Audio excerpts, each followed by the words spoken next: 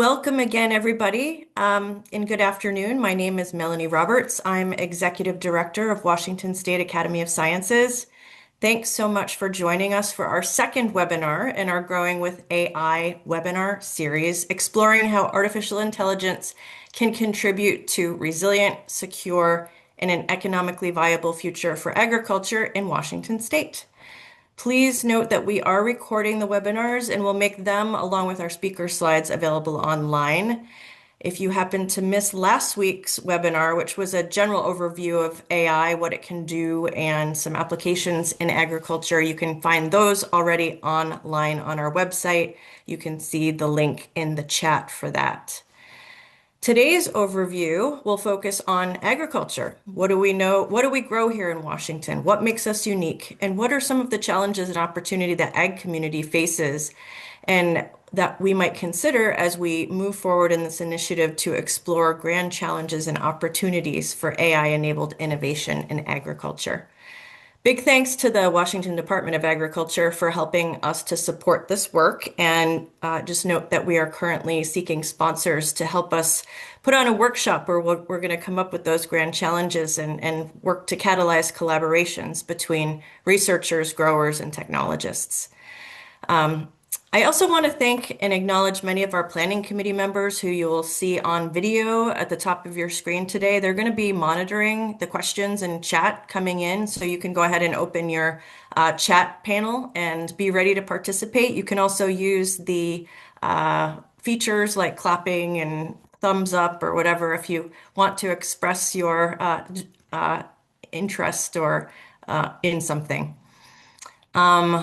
Thank you very much for trying that out. I also want to acknowledge that many of you online are also experts, and we really want to learn from you as well. I know it's hard in a big webinar, but please put your comments in chat and questions, and we'll save those even if we don't get to them for the future. We also have an online survey where we're collecting examples of innovative approaches in Washington and challenges that you think we should be thinking about as we go into the Grand Challenges workshop. So the link for that survey is also in the chat. I would also just like to quickly acknowledge Renska Dydov. She's the program director for this initiative.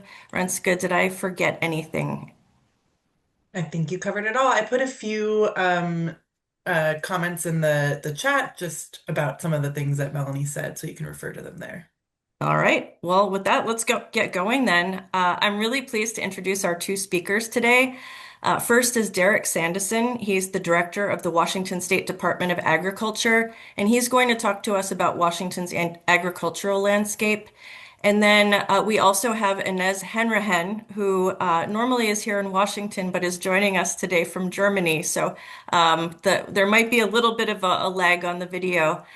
She's the executive director of the Washington Tree Fruit Commission, and she's going to talk to us about partnerships for innovation in agriculture. I'll introduce them both right before they speak.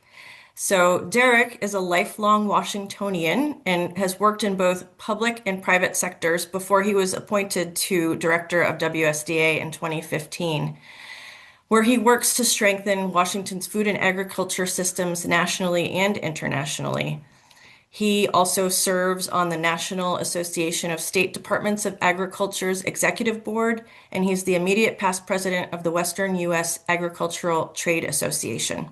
He has a bachelor's in biological sciences and a master's in natural resource management. Thanks so much for joining us today, Derek. Yeah, thank you, Melanie. So let's see. So I I'm think going I should to, be sharing your slides now. there we go, got it. Yeah, so I'm going to provide open with a sort of a snapshot of the current state of the ag industry in Washington State. It's a very proud industry, great heritage, great cultural significance of the state. Next slide. The U.S. Department of Agriculture in the 2022 census identified 32,000 farms, 30,076 farms in Washington State. And I'll come back to that number in a minute, but most of those farms are family owned, about 85%. We grow an amazing 300 plus crops and commodities in Washington State. And to put that in perspective, about half the cropland in the U.S. is devoted to growing two crops, corn and soybeans. So our farmers and ranchers do amazing things with our state's environment in terms of production. The total value of this is the 2024 number, the total value of crops and livestock. This is farm gate value, and a way of saying that is 12.9 billion. Our largest crop or single crop is apples. It's about $2 billion of that 12.9 billion. And 89% of our farms are considered small. If you took those 32,000 farms, picked the farm in the middle, the median farm, it's going to be about 30 acres, and it's going to have an income of about $5,000 or less. Coming back to that 32,000 farm number, the 2017 Census of Agriculture identified 35,700 farms.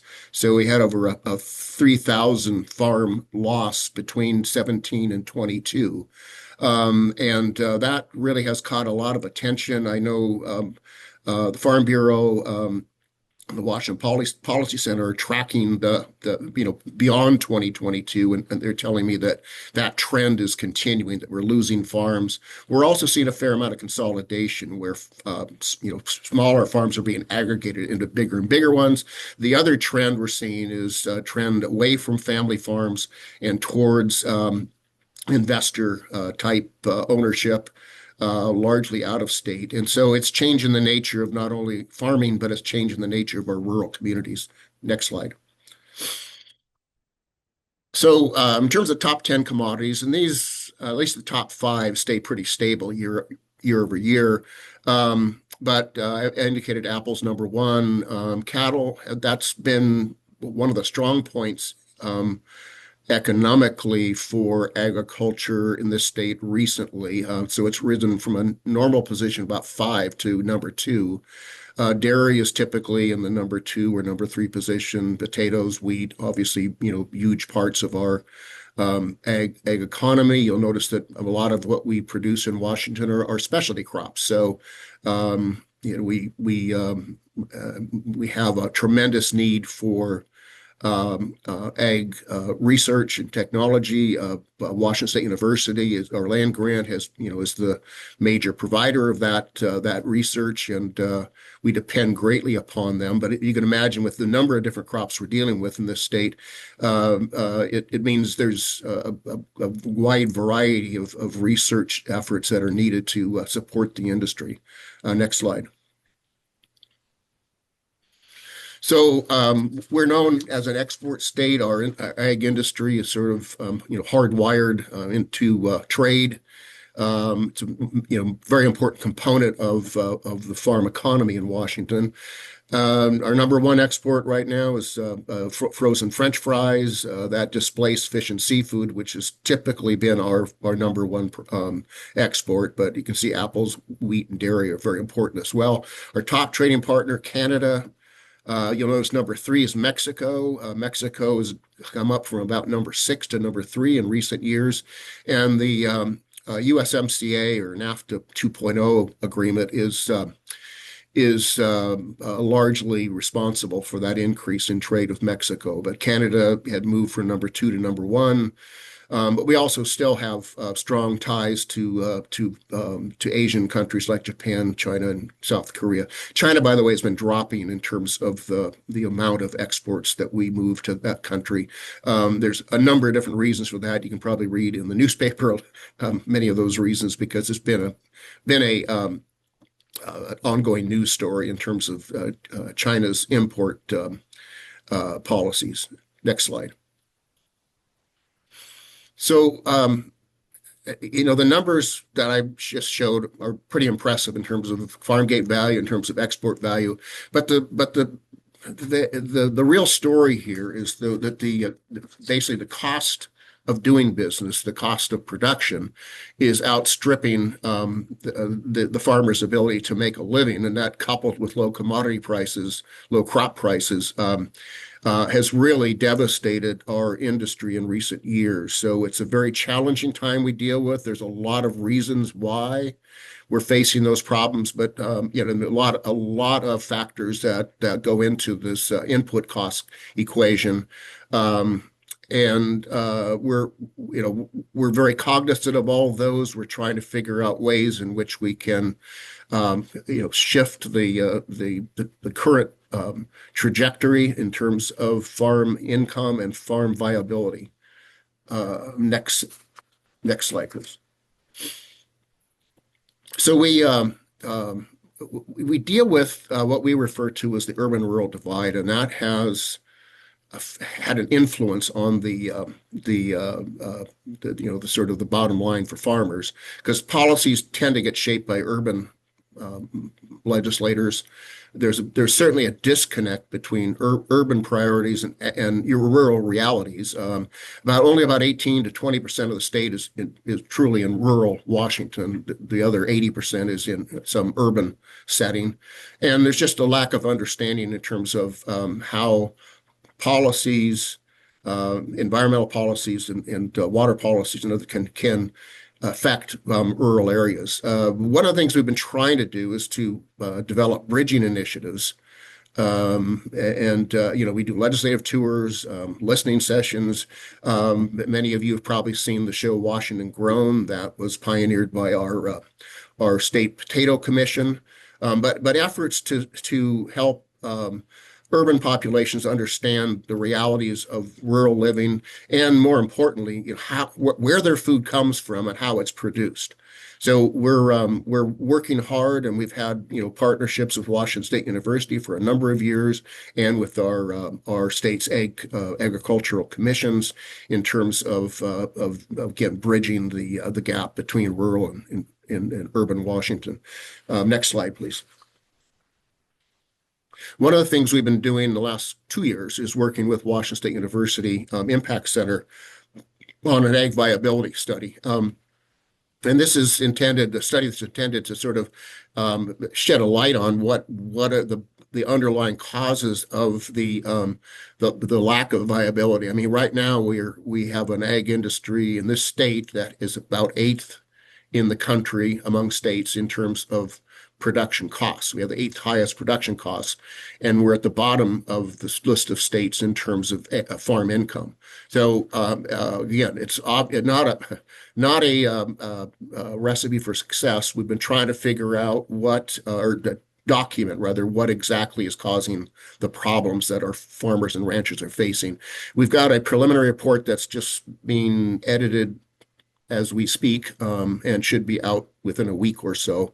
That would be the first attempt to lay out to the legislature, to citizens, and to our congressional delegation what we're up against, basically. And we have a final report that's in the works that'll be available in June of next year. Next slide.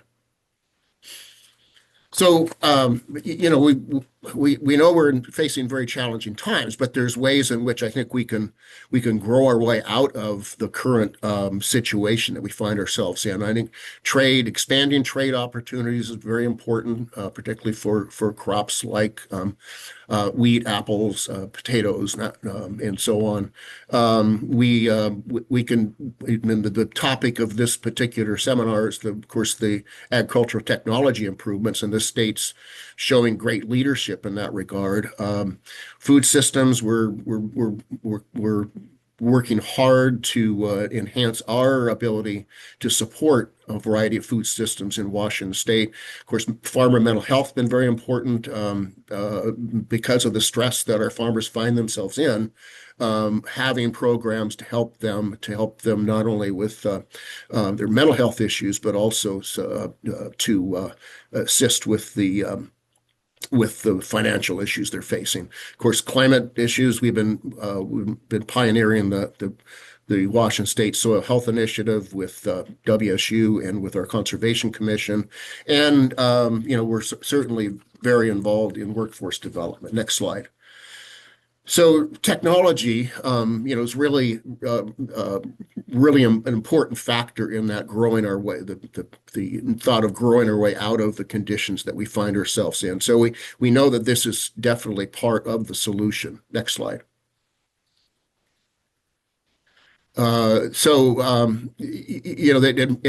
applies to both crop and livestock production, and it affects also worker safety in some respects. But we've got many different tools that are being developed right now to help us implement agricultural technology and to, again, improve the way we do business. And long term, it's, important for the farm viability. Next slide. Yeah, so we think in the long run, of course, ag or farm technology means we have the potential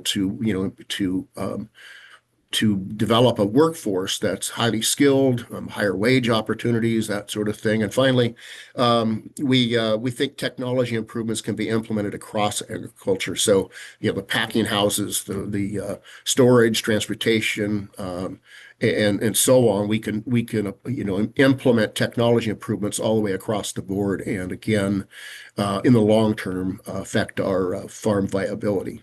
So I'm going to conclude at this point, and thank you. Thank you. That's great, Derek. And I want to remind everybody to pop your questions and comments and chat. We'd also love to hear from those of you in the ag industry, what you're experiencing right now. Share a little bit of that in chat or online through a survey, and we will publish examples in our synthesis report at the end of this webinar series. We will do a Q&A after our next speaker, who is Ines Hanrahan. She is Executive Director of the Washington Tree Fruit Research Association, and their mission is to help find science-based solutions for challenges that face Washington's tree fruit growers and packers. Ines strives to ensure that their investments help to increase productivity, product quality, and economic viability. She works to foster public-private partnerships and is dedicated to mentoring and developing the next generation of industry leaders. She's really good at fostering these collaborations because she has a background both in farming and in research. Her family owns a tree fruit orchard in Yakima, and she has a PhD in post-harvest physiology from WSU. So Ines, I understand too, following your presentation, you will have a couple of folks speak up about examples from the field. Yes. Excellent. Thanks for joining us today, again from Germany, where it is very late there, so we're super appreciative. Okay, no problem. Next slide, please.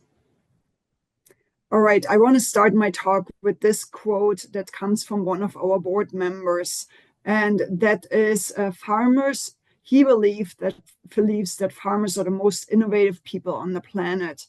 And I am hoping that with my portion of the talk, I can show you some examples, some local examples of what kind of strategies local farmers have employed over the past 50 years to enable technology adoption and ultimately also the use of AI, what kind of challenges we are typically running into, and where do we see opportunities to color in some of the remarks that Derek just made with some very specific examples. Next slide, please. Before I go into more details, I want to also point out another thing that I typically observe when I talk to audiences that might never have interacted with a farmer. They usually think, well, you just have to maybe learn or know how to use the tractor. But I want to give you rest assured that there is a lot of different expertises that we can use that would be very helpful for us to implement technology and that ultimately would help us move the needle. So first and foremost, of course, is still plant technology, plant physiology, but we also need experts in engineering, in economics, and in breeding and pathology. We really need experts in entomology, the science of bugs, And we need data scientists. That's really a big need, I think, for a lot of people these days. And in order to implement all of this, we really also need psychology, because at the core of all of this are at the end human beings that have feelings, and that needs to be dealt with, and we need to acknowledge that this is a very important part. Next slide, please. Another really important thing that I want to point out is that to keep in mind for folks that might not be familiar with farms, a farm is not just something that looks pretty on a picture and makes you feel warm and fuzzy. A farm is first and foremost a business that at the end of the day would like to have, in Germany we say green numbers, but in America it's black numbers. Well, regardless, across the globe you don't want to have red numbers. And if you want to develop a technology that works, there's actually two things that you can do. So if you are a scientist, a company, or really somebody that is wondering if some technology might work for them, there's really, for every farm, is two things. One is you can increase the amount of product that will give you the most amount of money. And this is for apples, and for example, or for tree fruit, is we call this target fruit. This is the size and the quality that gives you the best return. You want to have more of this. This will change your bottom line dramatically. This is true for all the crops. The other way you can really increase the validity of your business is by decreasing the amount of product that does not hit the supply stream, or that rots or that fails in some other way. So those are the two best knobs that you can turn. So any piece of technology that is helpful needs to either do one or both of these two things. I am showing the next slide. I'm showing you some barriers of technology adoption in tree fruit. And I think this is very common for a lot of the commodities that we grow here in Washington State. Usually we have a lack of commercially available options if a farmer wants to even implement something. And even if there is something, most of the time separate technology providers do not talk with each other, or they don't have complementary technology. That is very cumbersome for the grower. We usually use the example of having 18 different apps on the phone that don't talk with each other, and applications that don't collaborate with each other. We want to really make sure that as new things are developed, there is some co-opetition. That means that there are companies that work competitively with each other, but that also understand that if this thing doesn't work together, it doesn't work very well. We lack, in general, we hear there is a lack of skill and confidence with complex data and decision making. And this is, I guess, why we're doing this exact thing, right? That also hits on the point that, how do you teach adults? How do adults learn? How do you make sure that all of us can be brought up to speed? Another thing is the proof points for return on investment, or sometimes ROI, or risk analysis, or the value proposition. They are often lacking, or they are not very clear to the farmer. So they cannot figure out if they're using one thing, how can they be sure that this actually works? This is actually where the WSU, the land grant university, plays a really important role, because through their extension service, they can create these third-party independent evaluations that maybe can show the risk analysis or the ROI. Next slide, please. I want to also show you the specific example of tree fruit. The Tree Fruit Research Commission was founded over 50 years ago. And what we have done in this entire period of time, we've been trying to drive automation. One thing that we noticed is that if we do a road mapping system, that actually enables us to speed up the process, not the entire process, but in certain focus areas. So we really like the idea of road mapping. Next slide, please. Currently, we are in our second technology roadmap. This roadmap is special because it's just a 3-year roadmap. We are right now in the final year of this roadmap, and we focus on 3 high priority areas. And each of these priority areas has a different timeline to impact. We have chosen irrigation for near-term impact, crop load management that includes pruning, that includes assessing, for example, with drones or other techniques, the crop load, adjusting the crop load, and it also includes finalizing the yield determination. Then we have harvest labor as a long-term priority. And within each priority area, we described the technology landscape, and we developed 13 strategies and 48 example activities to focus our attention on. Why is this important? Because we want to make sure that we are not just saying we need something. We want to be very, very specific, and we wanted to prioritize which of the actions would give us the best opportunity to move these 3 areas forward the farthest that we can in this 3-year period. Next slide, please. Another strategy that we have employed is we are building and maintaining vibrant public-private partnership. This includes collaborations that are worldwide. This includes scientists, private sector, and that really involves very active industry members. I think this is one of the specialties that we have here in the Pacific Northwest. So many active community members. Next slide, please. This next slide shows you some examples of these partnerships. So on the local, the national, and the global level. Locally, we have created things like a smart orchard. There's other smart vineyards, for example, also available. We are using the technology roadmap to guide and focus our activities. Nationally, there is the Ag ID Institute, is the National Science Foundation funded initiative that really is trying to integrate AI into all of our technology activities. And globally, we understand that there's a lot of things going on, and we are collaborating with the Netherlands in the Orchard of the Future collaboration, and we have joined the Global Harvest Automation Initiative that is led by the Western growers. We really hope to broaden all of these partnerships, but it's really important for us to have them vibrant.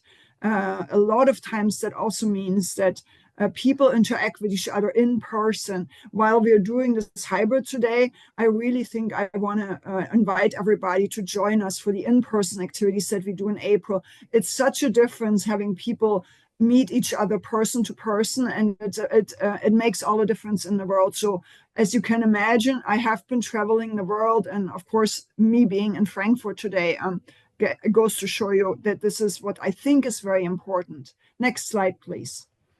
I want to show you an example that I think is also a good example of how a local company, by making smart moves and by listening to growers and collaborating with the Tree Food Extension team and WSU, can actually create products that farmers ultimately use. The example that I'm using here is called Automated Ag. This company is based in Moses Lake, and this machine that I show here is called the Cyclone. They will be going online next year with a production of maybe 20 to 50 of those. And this is basically a harvest machine, but it builds on a platform that people use it for lots of other things, like a multifunctional machine that most people want to have. I just wanted to showcase this. Next slide, please. Some of the people that know me, they know that we also, of course, the Tree Food Research Commission has done a lot. Next slide, please. Has done a lot of work in the area of harvest automation. These are some of the examples that we of companies and universities that we are working with, that we have worked with in the recent past, and that we're currently working with. I usually don't like to show so many different labels, but I just want to show you that this is a very active sector that we're using. On the slide that you have right now are 2 examples of harvesters that use a different approach. On the top left, you see Advanced Farm, which is now owned by Case New Holland, and they were able to pick 24 bins in 24 hours. On the bottom right, you see what I call a robot in a bag, a machine that is 2 arms, and this is just a prototype, so the ultimate machine will look very different, but this could be potentially used on a platform like the automated egg picking platform that I just showed you, and help alongside human pickers to pick apples in the future. Next slide, please. I want to tell you a couple more examples of things that we're doing. On the left side, on the picture, you see irrigation, an overhead irrigation. This is used to prevent sunburn. And because we have scientists at WSU like Lafcott, we were able to reduce the amount of water used to prevent sunburn in some orchards by 50% by using AI-enabled technology. We are currently focusing on the red square shows LCA's life cycle analysis. We think life cycle analysis can give us a competitive advantage, but again, we will need smart AI platforms to take full advantage of this opportunity. On the top in the middle, you see a warehouse. As Derek already said, there's lots of opportunities in warehouses. There's a lot of repetitive motion still. For example, when people have to repack fruit or when they're bagging cherries, that can be automated, but also lots of opportunities for AI to really optimize processes and to make sure that the right fruit gets into the right box and to the right customers. We are using insect models together with weather models to really make sure that we can use less chemicals, but can use them at the exact right time in order to have good crop protection that is useful for everyone. And the cherries stand for the example that we are trying to determine non-destructively fruit qualities such as sugar content or firmness, which of course then enables us again to organize our picking in a way that we only pick the fruit that we really want to pick. And the picture on the right with the pears is showing you new fruit maturity parameters that we're working on that again uses AI in the background that orchardists in the future will be able to use to determine if their lot, for example, will be sensitive to get internal browning in storage and do different things in order to save the fruit and to sell more of the fruit and gain a better price for their product in the future. Next slide, please. Here I have another quote of one of my board members. Vision systems are foundational technologies. We are working with a lot of different vision systems right now, and I think for all of the agricultural crops, this will become and is already a foundational technology, and we have to make sure it works correctly. We oftentimes still have the case where we cannot aggregate the data fast enough. Oftentimes, for example, in bloom time, we need data within hours, and we're able to generate and scan data, but then we don't have it available for days. That is too late, and we need to make sure we have technologies that can do this faster. Next slide, please. I also want to show you some areas of opportunity. We need to take advantage of the point that we need to tell our story better in order to engage young people and to foster broader collaboration. I already talked about co-opetition of companies and cross-commodity cooperation that I really want to focus on in the future. I talked to you about travel and the importance of travel already. It cannot be underestimated. It's very important to get to know what's going on anywhere in the world and to foster these relationships. And I would say still to this day, the land-grant universities play a very important role to help us get to that next step. Next slide, please. I want to also point out that that our growers they love to be actively involved. These pictures show growers, companies, extension people, scientists, all working together to solve problems. And yes, sometimes we even support other industries, like in this case, the local hop growers. Next slide, please. For those of you that have companies or that are thinking of that want to create a solution for us, please don't create the solution and then come look for a problem. Please come and speak to the growers first before you start creating anything, because growers can very quickly tell you what will maybe work for them and what won't. So to next slide, please. So to stop, I will just show you my the contact information. We have a lot of this information online, so please feel free. And of course, through WSAS, you will also get a lot of this information. Thank you very much. That is fantastic. Thank you, Ines. And I love your final slide reminding us to understand the problem first, which is why I'm so excited to come out to Wenatchee with this team in April and do some farm tours and learn more. You said you had a couple of growers with us today that had a couple of stories. Did you want to introduce them? Yes, so I would first like to introduce Keith Veselka. And Keith is one of the Tree Food Research Commission board members, and he would like to share a couple of examples that are pertinent to him. Yeah, hello everybody. Yeah, I think one of the big problems is data acquisition. A lot of the growers, still use notebooks, things that they jot down throughout the day as they're making observations, moving around the orchards. And what we've focused on in the last few years is to get that data out of notebooks into a platform. We've been working with a company called Cragworks. They have a product called Harvest Engine, which we've been integrating data entry over the last few years, from harvest information at time of harvest to trucking receipts to warehouse inventory. So you can track that for multiple reasons in crop insurance and just knowing yield out of blocks.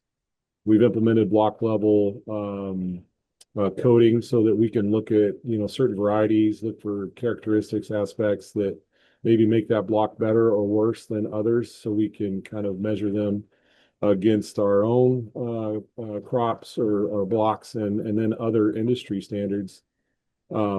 But in order to do that, you have to set up the system to do block level accounting. The ultimate goal is to be able to query your own data when you're on the farm. Kind of like maybe some of you have done, you've spoken to an AI tool.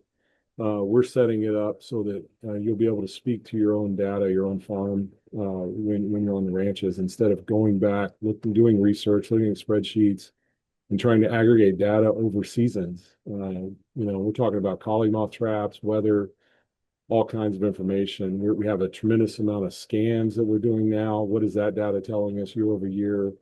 So you can see the benefits over time. We're losing farmers, 40 years of knowledge is evaporating right before our eyes. And a lot of the farms I have to farm now, I have to step on year one with no experience on that ranch and be an expert. And one of the ways to do that is to start to aggregate all the data so that you can make the right decisions. Thank you, Keith. That was a great example. I have another one of our board members, Craig Harris, that has some other examples to share with you guys. Yeah, thanks, Ines. Yeah, so I'm a cherry grower and packer based out of Yakima. Kind of dittoing what Keith said. There's a lot of new technologies coming out, creating, more, whether it's vision systems or probes or sensors for soil moisture or trapping. There's a lot more data points we have. We already use a lot of soil samples and plant tissue samples, and we're trying to make the best decisions we can on water management and soil fertility, like putting out the right fertilizers in the right spots. And all these new technologies are great for collecting more data points, but kind of like Ines says, there's not great cooperation sometimes. And I believe the AI could be something that helps us process this data and integrate better for better decision making year over year.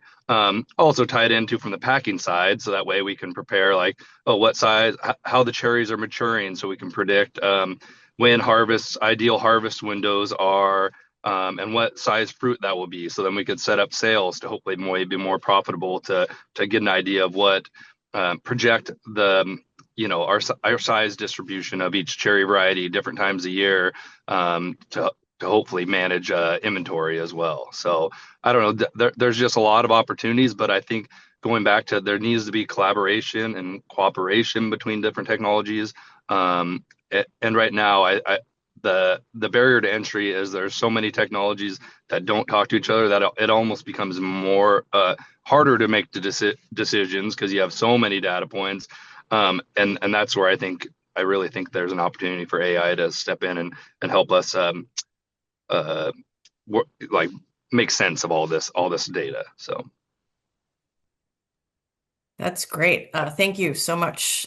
It's really good to have stories from the field, and we're going to be digging into a lot of the things that you both mentioned in our next webinars, optimizing the farm processes, looking at how to predict impacts and have more resilience to weather, and looking at that post-harvest space and how to optimize there. So join us for digging into those issues more in February.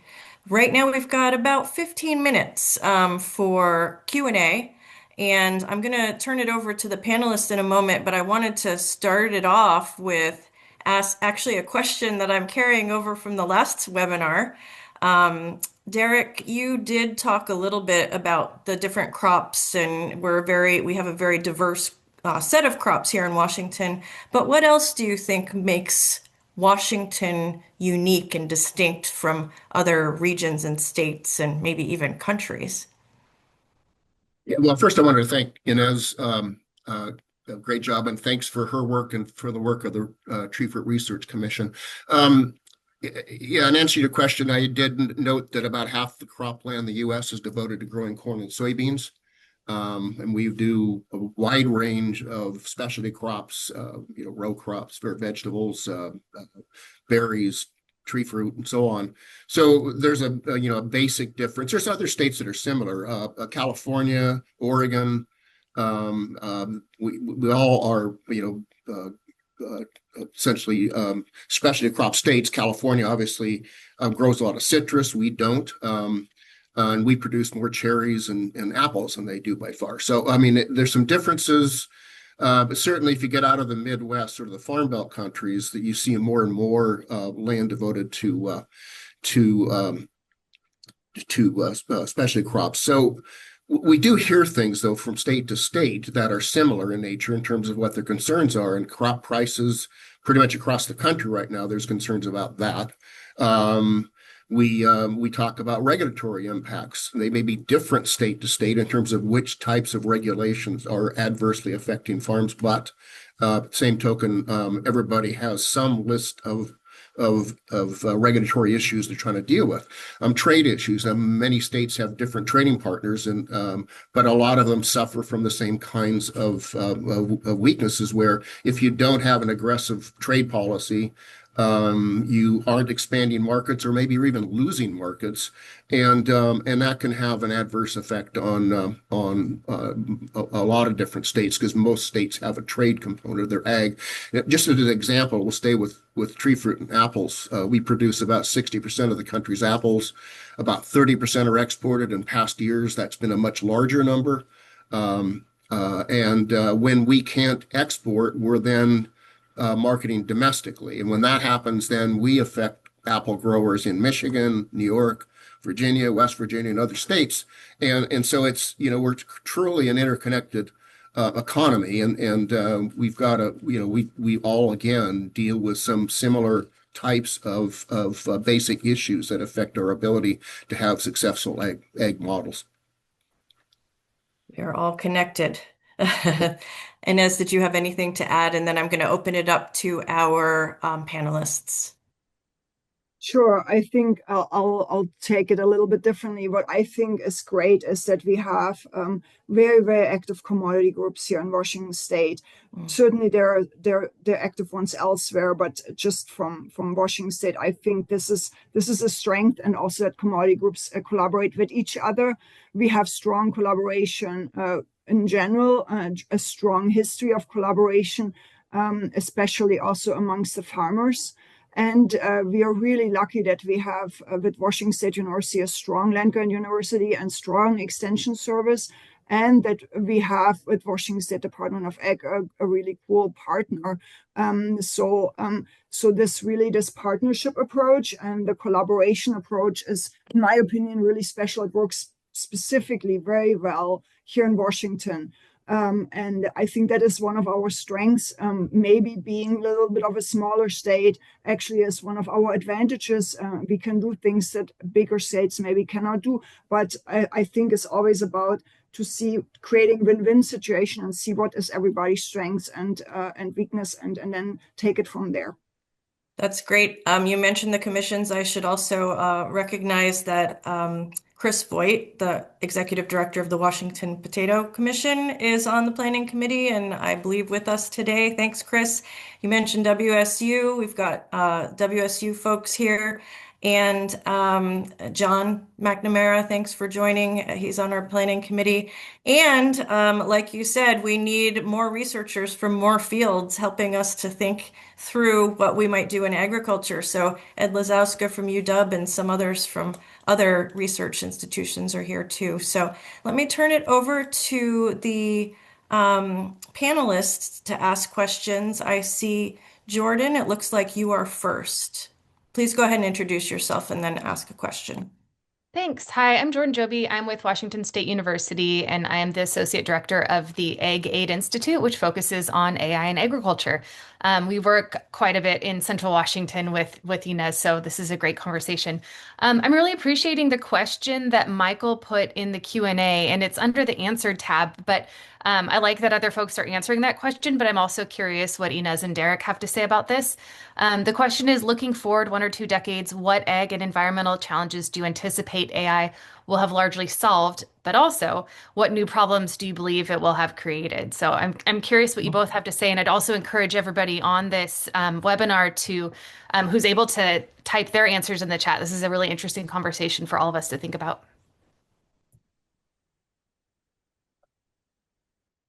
I guess I can start. So, I mean, one of the major drivers, if not the major driver behind ag technology in agriculture is labor costs and the interest in reducing those costs. And so I think as we go forward, we've seen the evolution of ag technology improving conditions in terms of reducing the need for labor.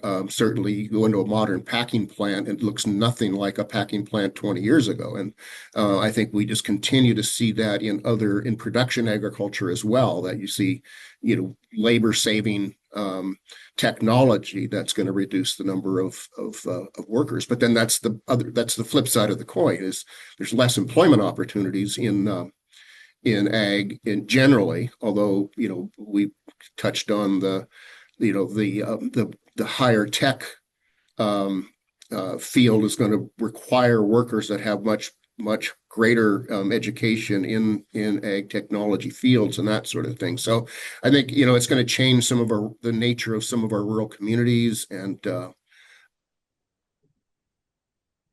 think that's an inevitable shift that's going to happen as we again seek to reduce costs of production.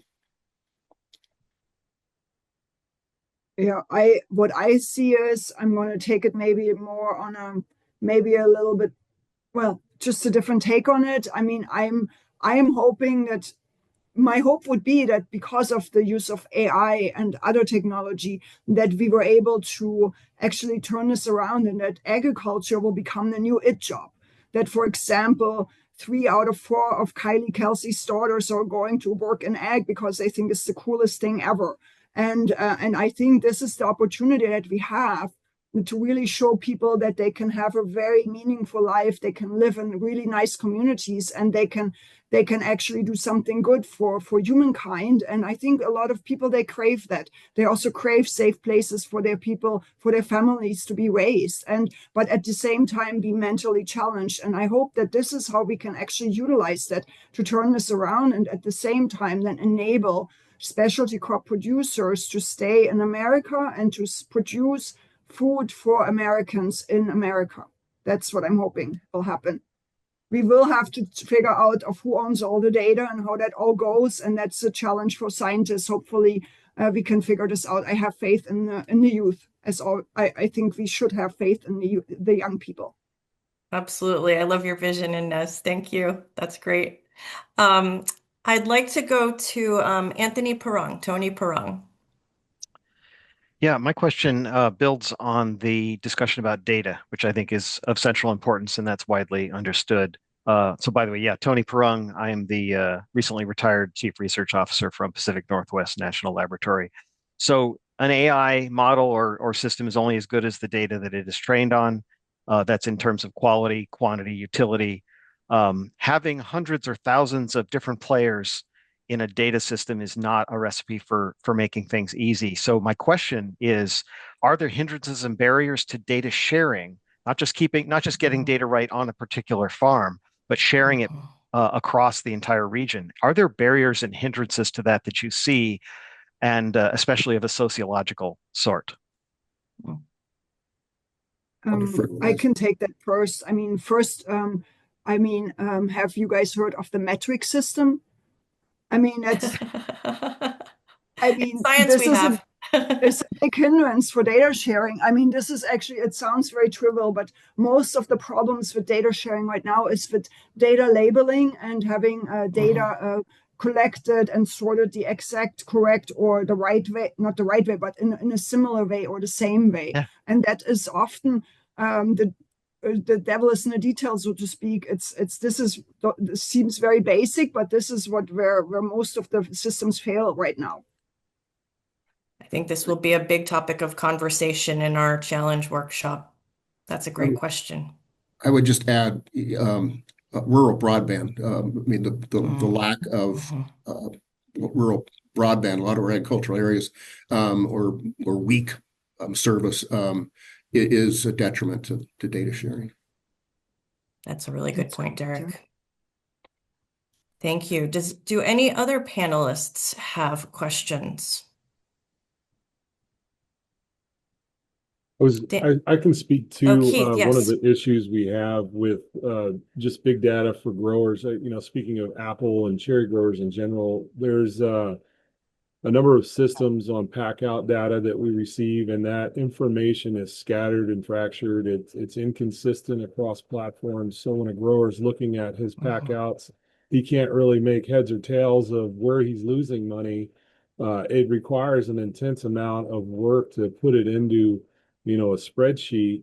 I've done it for an entire season, and being able to use that is an A grade across different packing warehouses. So if we could get that information standardized, then growers could then start to look at that information, like, am I growing the wrong fruit, and what can I do to change that? Am I grafting? Am I replanting? Are there horticultural practices I could adopt that would help me get a higher grade fruit and potentially more return to the farm? That's a big one right off the bat. Getting that data, your report card for your crop, so that you can use it. Sounds like there is big opportunity space, Keith. Thank you. Danny. Hi, I'm Danny Gilardi, Senior Soil Scientist at the Washington State Department of Agriculture. So we have a question in the chat that I think a lot of people are curious about. In agriculture, growers get approached a lot to buy the newest, most expensive, flashiest technology, and then we see that technology sort of come and go.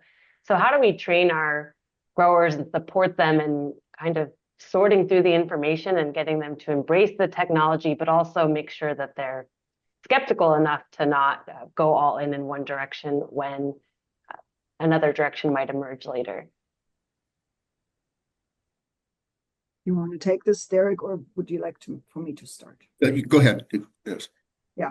So, well, I would say that goes to some of the points I made in my presentation, right? That we need to figure out how can we keep everybody trained up so that everybody can speak the same language and actually has the ability to have critical thinking. And oftentimes right now with a lot of these things, I don't know how to evaluate them. I have no idea if this one thing is good or bad, or I have no way of knowing.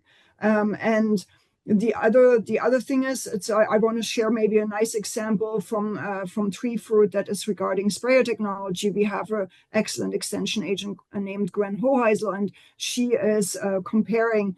Well, she's actually explaining how do these all of these new sprayers work, what's the pros and cons, and which one you would use, and which technology you would best use in which scenario. So it's not pitting one against the other, but really explaining what are the ins and the outs and what you can and cannot do, but also how do you then also calibrate everything that it actually does what you think it should be doing.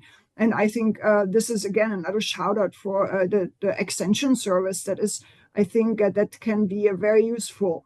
I think one slight critique for companies is, and I got this, is a lot of startup companies, and typically the service portion is not built out because they're strapped for money. They need to sell, and they don't have time for service yet. But it's something to kind of really think about the model. Automated ag is a very good example. They're building things slowly, and they're providing the service to help train the people as they go along using their technology.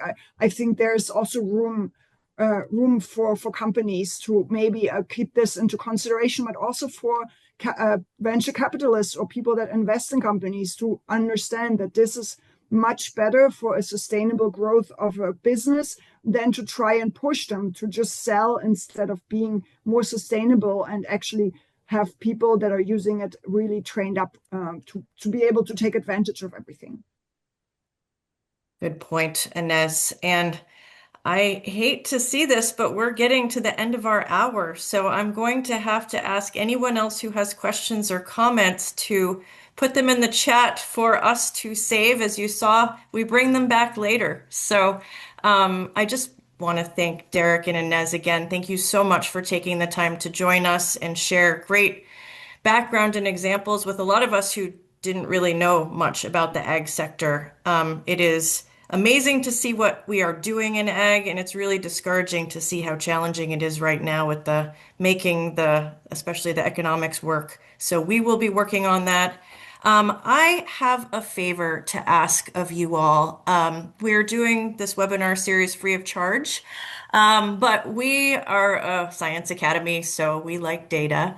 And we would love to ask for some data from you on this webinar series. So on the right-hand side, you'll see that Give Us Feedback QR code. You can open that on your phone. And we have a really, really quick 2-question survey. So can everybody just do that right now? There's also a link in the chat if you prefer to go on your computer through the link.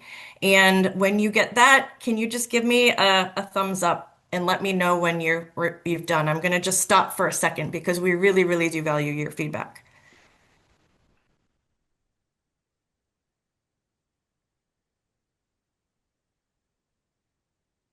I need to play some music. Da-da-da. And then for the others of you, you can see we have the share your example back up there too. So if you or you know anybody who has some cool work going on or examples of challenges to share as we're thinking of the grand challenges and opportunities for Washington, please go ahead and submit those online. All right, do I have any thumbs up? Thank you so much for filling those out. Awesome. I love it. Thank you. Thank you. Everybody have a wonderful afternoon. Renska, do you have the next slide to show our February 4th webinar coming up? Okay. Well, we have our next, we'll be going now into 3 panel discussions. The next one will be on February 4th. It'll be 90 minutes because we'll have 4 speakers and more time for Q&A. 12 to 1:30, you can register online if you haven't yet. And with that, thanks everybody. We'll see you next time. Bye-bye.